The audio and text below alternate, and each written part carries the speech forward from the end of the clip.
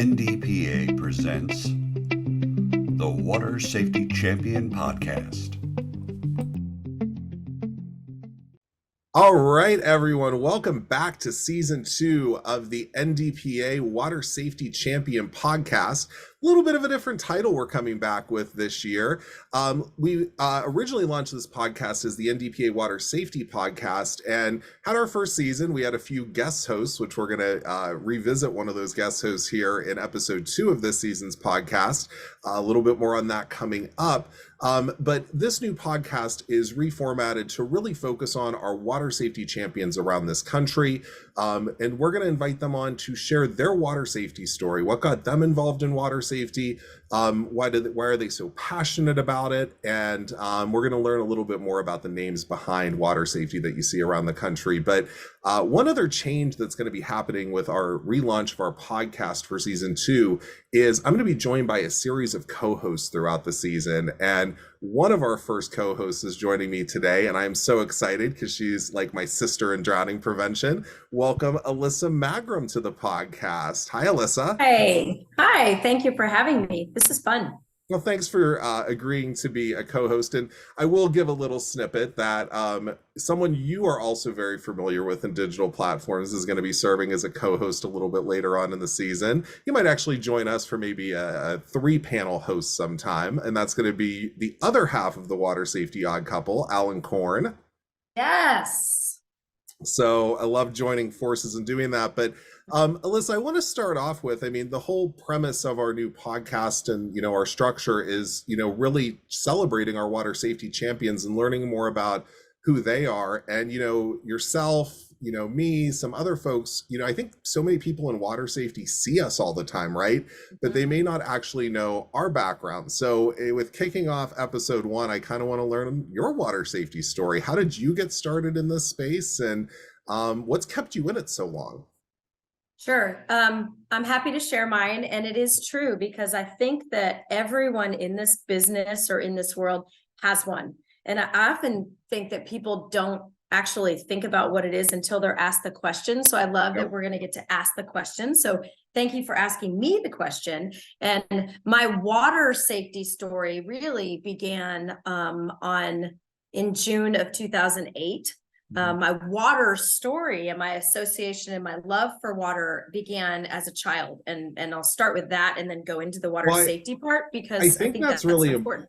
Yeah, I think that is really important, right? Because it's not just the water safety story. So many of us, I'm going to be the same way, had an affiliation with water prior to coming into water safety. Yeah. And I think actually, if you asked any person walking down the street or I asked a bunch of kids in an event, college kids today in an event, what their water story was. And mine, I grew up around water. I grew up swimming. I was a diver. We went to the beach. I loved water. I felt more comfortable in water. I don't know. I had to ask my mom if I actually had swimming lessons, and she couldn't even remember. I've always known how to swim. I'm sure at some point we couldn't even dig that up. But either way, I've loved water, and to the point where I live by a lake. But my water safety, and I'm a triathlete, I'm an open water swimmer. I don't love to swim laps in the pool, but I do it multiple days a week because it's harder to get in the open water. I stand up paddleboard, all those things. So I'm a lover of water. In June of 2008, my daughter Ella was 3 and in preschool, and I received a phone call from the owner of her preschool, and he said, "Alissa, I know you work with a lot of social workers because in my previous career, I worked with a lot of social workers and counselors."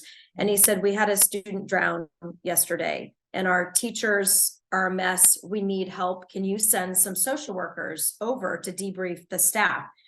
And I had a parental wake-up call, a human wake-up call in that moment of, wow, okay, first of all, I need to help him and get some people over there to help with this situation. And then I looked at my 3-year-old Ella at the time and said, okay, she can swim across the swimming pool. We go to the lake, but I have not really thought about water safety or drowning prevention as something in my parental toolbox.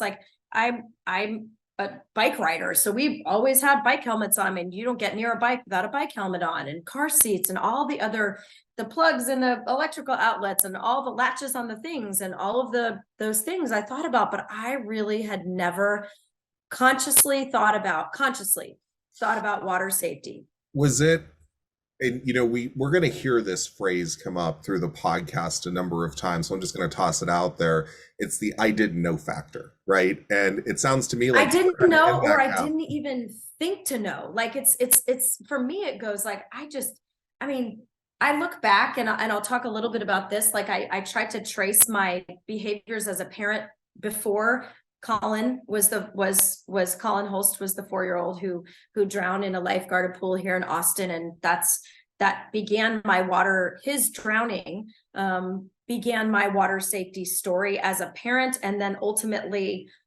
Colin drowned in June of 2008. His family, Jeff and Jana Holst, started Colin's Hope 3 months after he drowned because they learned the statistics. They learned that they had lost their 4-year-old son to something that was preventable. And I started volunteering. And so I volunteered and then ultimately became the executive director and served in that role for almost 13 years. And I'm now an advisor to Colin's Hope. But that was a really interesting thing because I started looking at what did I do? Like, what were my behaviors around water prior to Colin drowning as a parent and as a person, as an adult? Like, and then what did I do after? And we actually, Jessica Brown and I did a presentation at the NDPA conference 2 years ago or 2 things ago, where we looked at, she has a 5-year-old now, and I have an almost 18-year-old, and we looked at and compared our parenting. And I could find pictures of Ella from the moment she was in the lake, because we live by the lake, and she was wearing a life jacket. So I know prior to Colin drowning, I did put my child in a life jacket in open water. Yeah. And I did get in the water with her in the pool. So I was within arm's reach all the time. So I know that I did that. And that was just a natural thing for me, probably because I spent so much time around water.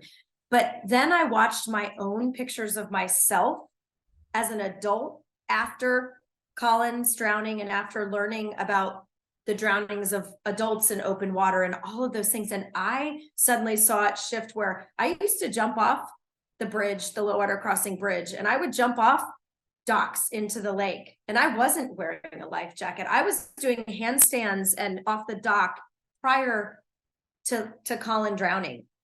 And my water safety story shifted because you will not see me touch an open body of water on my stand-up paddleboard unless I'm swimming for distance and I have an orange buoy attached to me that's floating, that's a safety device.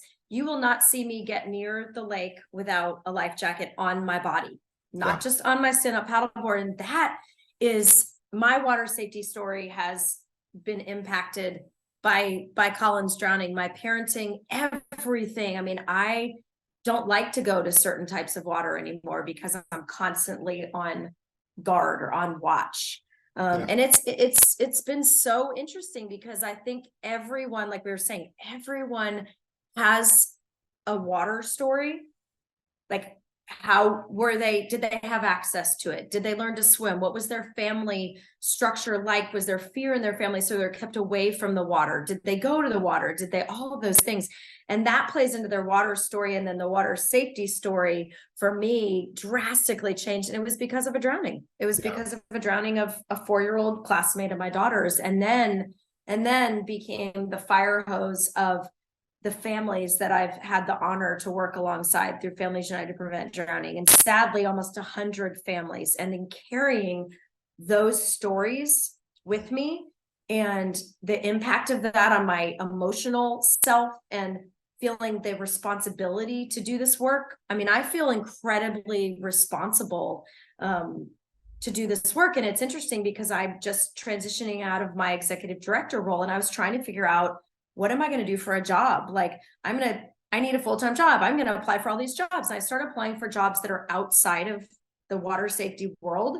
And then I stopped because I realized, I'm like, I can't be done with this space. Like, once I get out of this space into a different job, I can't have my feet in both buckets, or I didn't feel like it. So I'm like, I'm not done, because this is my water safety story is so deep. now. So I want to ask you a question, and I think this is probably going to be a theme as we have this discussion through the next couple months with the podcast is, what do you think drives that passion for water safety personally for you? I think you may have answered it with probably with the families, but I'm curious because it's kind of like I have my own reasons why I'm passionate and love this subject, and I'm sure we'll get that at some point. But yes, because I'll ask you that question.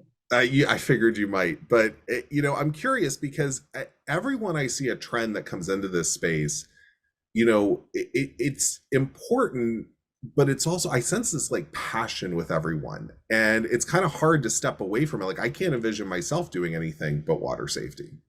Yeah, I think for sure it's a lot of the families. I know for a long time, and still it's the responsibility and the dedication to helping create Colin's legacy and working alongside his family. And they gave me honored me with the responsibility of helping create that legacy and doing that and educating anyone, parents, caregivers, children, to be safer around water. For me, it was like, it became a responsibility that I took on and I owned, because I'm like, I know. So it's that whole thing of like, I know all this stuff. So if I know this stuff, I feel irresponsible to not communicate it to everyone, whether it's someone that I see in a parking lot or at the lake or at the pool. So part of it was responsibility. Part of it was because I do have the knowledge, feeling like I have the knowledge, so let me help. I'm a helper. I like to help.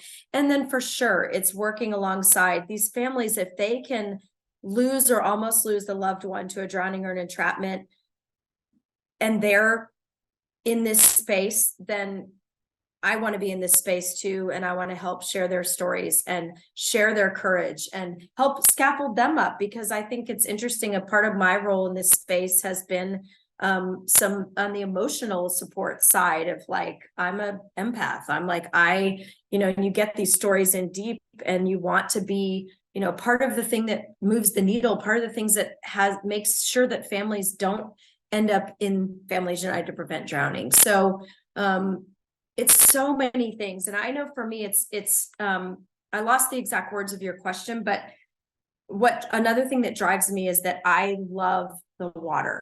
And if we were on a visual podcast, and I have water related tattoos on my body. I mean, like, I spend a lot of time in the water, swimming, stand-up paddling, whatevering. And like, because I love the water, but then I've also been dealing with death in the water. It's like this water is a healing thing and a joyous thing and a place of calm for me.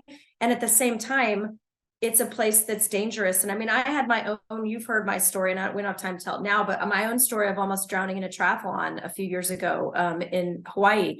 And I had my own, it's that water is danger, respect the water. And so I think the whole balancing it out is a huge piece of my water safety story. So that's enough about me.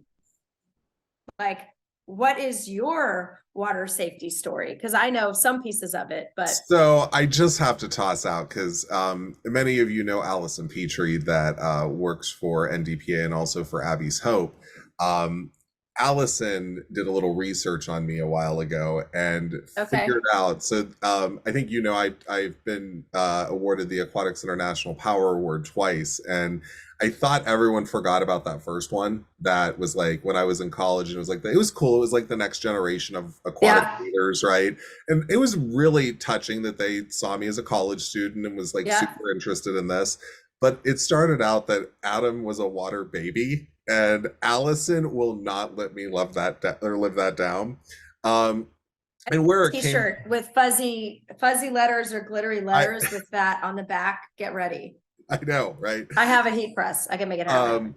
But it started. I mean, I lived a kind of a water-centric life as a kid, right? Like, now, mind you, I'm from Western Pennsylvania, so it's not like going to the ocean every day. But grew up in a community that had fabulous access to natural water, lakes. We had great community pools, and a variety of different pools in different areas to choose from.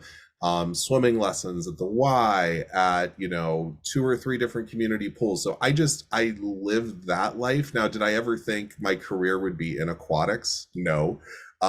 I'll tell you what, honestly, I kind of left that, space. Was a teenager, was a power lifter, wrestler, football player, was not your typical like swimming kid per se. And I always wanted to be a lifeguard. So when I was in ninth grade, the high school was offering a lifeguarding class in the evenings and on the weekends. And I'm like, okay, I'll give it a shot. And I almost drowned taking the prerequisite test.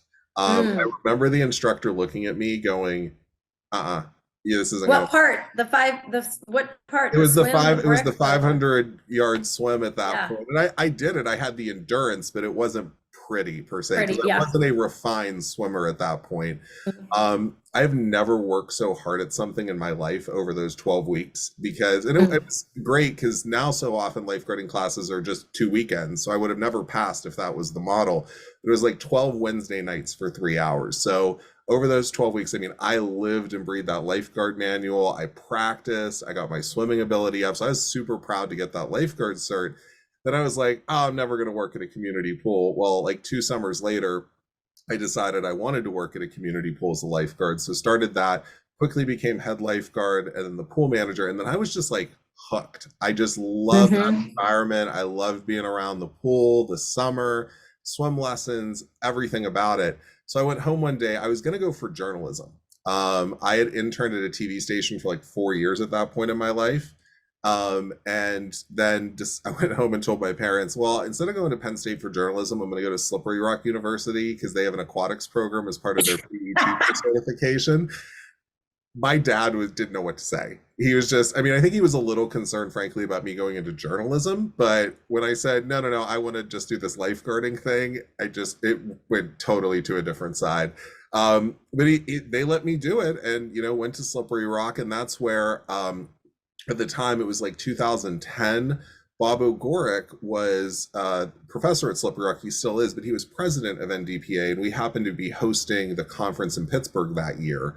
So that was my first introduction to drowning prevention. At that point, I was a lifeguarding instructor, water safety instructor. I was living and breathing it, but from a really like different lens, more from like the park and recreation side, the operations side. So I knew water safety, but then when I attended the conference for the first time, that was the first time I ever met a family who had lost someone to a drowning. Powerful. And actually it was Blake and Kathy Collingsworth. And it was just a couple years after Josh had drowned. And you could just sense the rawness of it, and how much they wanted to change this. And that got me really further investigating drowning as an issue. And I knew I wanted to go on for a master's degree. So my career path had not changed at this point. I wanted to be an aquatics director, not at a high school at this point, but at a university. So went on to do my master's, and that's when I kind of got introduced to research. And obviously this was my interest area. So I'm like, well, I'm going to do my research in water safety and lifeguarding. And then I got into like, oh my God, there's not a lot of research in this area. And I fell in love with research on a whole different lens, and that got me on to doing a PhD. And I dedicated my whole research side to water safety and drowning prevention. And I would say that, I'm just going to go ahead and answer the kind of passion thing for me and why I find drowning as an issue so fascinating because it from a research lens, it's a phenomena that's happening in society, right? It's a very traumatic phenomena where, we're losing kids, teenagers, adults to this issue that's completely preventable, but it's such a difficult problem to solve because there's so many variables at play. There's, yes, it's the government involvement and the research, and we need the nonprofit organizations and the swim instructors and the facilities. Everyone has that role. I think that's why I love NDPA as an alliance. We get to all come together for that. But it's challenging because I use this example. I took a phone call from a grandfather this summer who lost his granddaughter to a drowning in his backyard pool. Granddaughter was coming to visit for the week. He lived, I believe, in Florida. And he was proactive. He put a pool fence up because he knew his young granddaughter was coming. Well, she ended up drowning, I think, on the second or third day of the visit because the landscaper left the pool gate open. And he called me wanting to know, like, well, what didn't I do? What else could I have done to address this? And, there's so many. That's why we talk about those layers, right? Because layers fail. And here's this devastated family who had just lost, one of the youngest members of their family to this issue. And they even thought about it, right? They were proactive with it, but it still wasn't enough. So I think the problem, and honestly, so much of what we need to accomplish in this country, it's sad to say we haven't accomplished it yet. But I think, you and I, this will probably also come up, is there's been so much, I guess, renewed energy in water safety is the best way to put it over the last, 5 to 10 years. I'm just so excited of what we're achieving right now and what we're going to achieve in the next decade. Yeah. And it's interesting. You said renewed energy, and I am feeling a total, to me, it's not renewed. To me, it's new. Like this is, I've been in this space almost 15 years, and it is so exciting. Another reason why I was like, I can't get out of this now. Like we're just about to have a national water safety action plan, and we're working on forming a Texas water safety coalition that's going to function. And we've got a Central Texas drowning prevention action team. And we've got there's so much happening. And it's like, finally the time, there's going to be some, you and I have a million ideas of stuff that we would do if we had unending dollars to do it, because we could probably just have a podcast all about that, to tell you the truth. The big ideas. The big ideas. I know you've heard my big idea of having a water safety corps, like an AmeriCorps program that is focused purely on water safety instructors, lifeguards, and water safety ambassadors. But anyway, I am excited about the possibilities of reaching people who have not thought this was something they need to think about, because I know that another side tangent that I have thought about, you're talking about research, and I'm also a research nerd. You have the PhD, I don't, but I have a very big fascination and belief in evaluation and program evaluation. And one of the things that is a hot button for me is we need to do a better job in this field of evaluating what we're doing, because if we do the same thing over and over again, but we're not evaluating to see if we're actually making an impact, then we're not doing this industry a service. But there's interesting stuff. I'm about to work on a project with someone around helping them figure out how to evaluate their program in long-term longevity in terms of retention of knowledge and that stuff. It's so exciting. So you've got the renewed energy, and I feel like there's a whole bunch of new energy. And I think that's a good way to put it. Maybe it's both all just sort of coming together into a perfect storm to actually get the attention of funders, get the attention of legislators. I mean, I know there's so much happening in, we could talk about, and hopefully this podcast will talk about all people in all of those industries and places. Yeah. And I can't stress the evaluation is so needed, because, I got approached, maybe about a year ago with the idea of, doing a Washington, D.C. lobbying effort, where we would bring a lot of water safety advocates from across the country in, and to go talk to their Congress, people, senators in their offices about water safety. And it's a great idea, right? But, I know what the next question is from a legislator, right? What do you want me to do about it? What do we do? Right? Yeah. And I what concerned me with that is I don't know that we had a defined ask at that point. And the other thing too is, oftentimes you pointed it out, so many programs, so many things have been happening, but do we actually know if they're effective, right? Through an evaluation lens. And oftentimes that's what policymakers want to know. If I'm going to put public money behind something, is it actually going to work? Is it going to work? Yeah. Right. I mean, that's what funders want to know. That's what me as a donor to an organization, that's one of the first questions that I ask is well, is my money going to do something, or am I, and I think that's a really valid and important question. And it is very, very hard in prevention work. I mean, that's a whole nother thing of so what can you measure? Because we don't get to hear all about the ones we save. We might hear anecdotally, qualitative data around, my child, I recognize the signs of drowning because I read this water safety card. And so therefore, whatever, or you hear those, or, we got a life jacket from the life jacket loaner station, and, whatever it is, we hear those stories, but they're, you don't hear all the ones that you saved. You just have to believe in that. And that's hard. Look, what does success look like question is something I'm often asked. And, In so many industries, it's a hard question to answer. Sometimes people, in my opinion, sometimes people overthink it. Sometimes people underthink the answer to that question. I think it's hard in drowning prevention because, you already pointed out, we don't hear about the lives saved. We just hear about the tragedies, right? And it's hard to weigh prevention efforts against, expected, death numbers every summer, something like Right. that. It's almost impossible. So we have to look at different metrics and different ways of evaluating what we're doing. Is it successful? And that's not the easiest thing, especially when you're dealing, it's going to sound like a horrible research term, but like a multivariable issue like this, right? Yeah. Oh, yeah. Because one And it drowning, costs money. It costs money. it I mean, does. that's the thing too. It's like the people that want to give the funding, but they want you to prove it, but you have to have the money to do the research. And it's like the chicken before the egg and all of those things. And Cart but I before the do hearse, think we're maybe seeing, something like yeah. that. Yeah. But I do see, we see the CDC got money for the first time last, fiscal year or whatever, and it's looking at an increase. And so those things, it feels really exciting and it feels really hopeful. Like I have hope that we are making progress. I know there's a lot of frustration out there of people that have been in it, or families that lose a child now and they say, what the hell is happening? Why didn't I know? And that question, and that is a bit of a beatdown when you have been trying to do this work for so long and you're like, but we are making progress. I do believe that. I believe that the level of conversations, or the number of conversations that are happening, or the people that are actually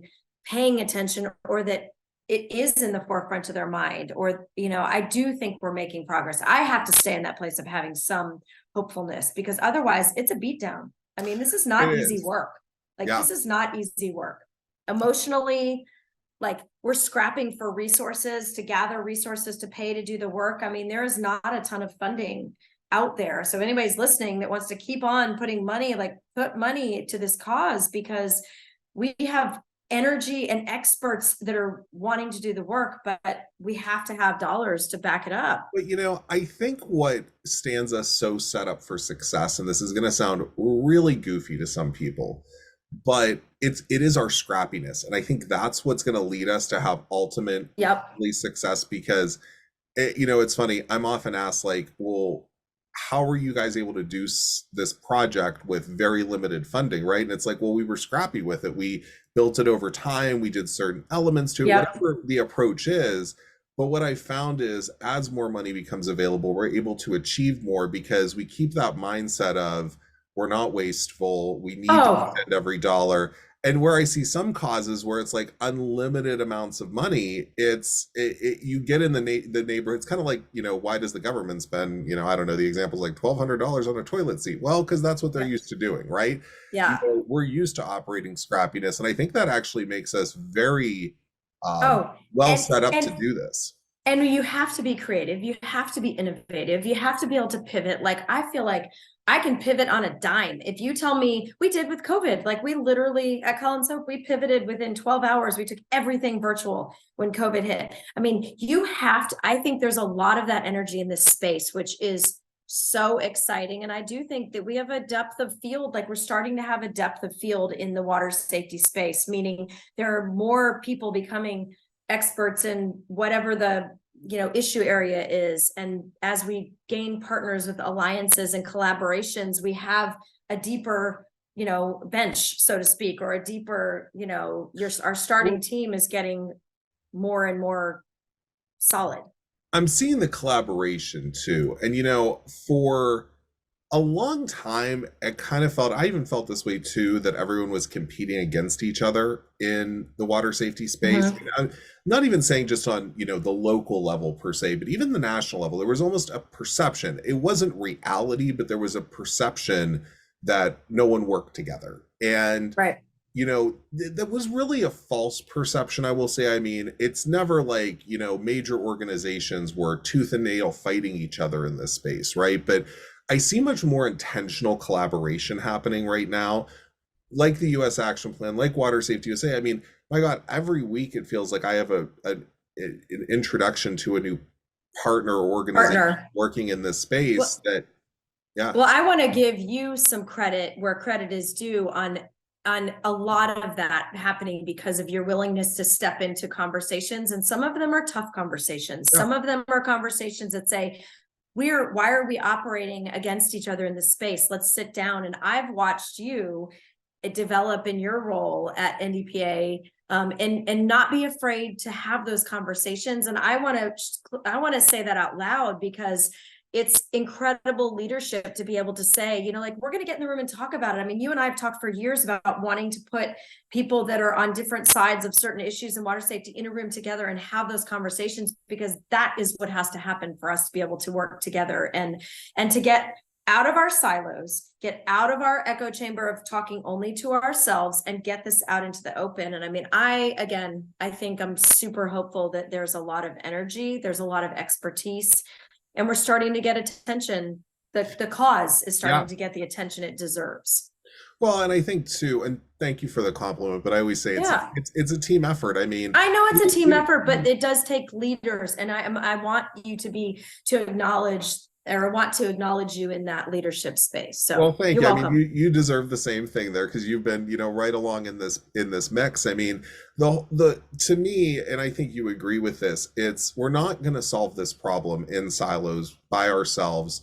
And we do need that open collaboration. And I mean, I'll tell you, like, even right now, some of the things we're talking about with like the US Action Plan is, okay, how do we strategically get people to work together on solving some of the things the action plan is going to bring forward, right? Because we can't just toss it out saying, well, this is a problem and we need to fix it, but someone will pick it up, right? Like, we need strategy, but we need that willingness to kind of, it can be a dirty phrase sometimes, but work across the aisle, like figure out how, I always say, like, we're always like 90% aligned in water safety. It's that 10% we struggle with, but that 10% sometimes prevents us from working together on the 90% that we can agree on, that we can move forward on. Or spending energy in that 10% that could be better served in, in that,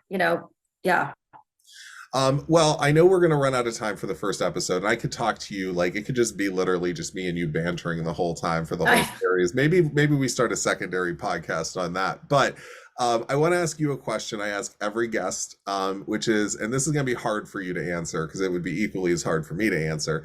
You have to answer it too, right? I guess I'm going to have to now. Okay. I give you a magic wand. You can change, one thing. No, doesn't matter, money, structures, what it could be. What would you change in water safety to move us forward? That is a hard question. And you even told me that you were going to ask it, and it's still a hard question. Yeah, or a version of it. I think I would want every person to have equal access to education, knowledge, and skills. And so that means education about just water safety, access to water competency and swimming lessons, like equal access, because it should never be that one fracture or part of the population has all this accessible, they know that they need to be thinking about drowning prevention. They know that it's an issue and they can get swimming lessons.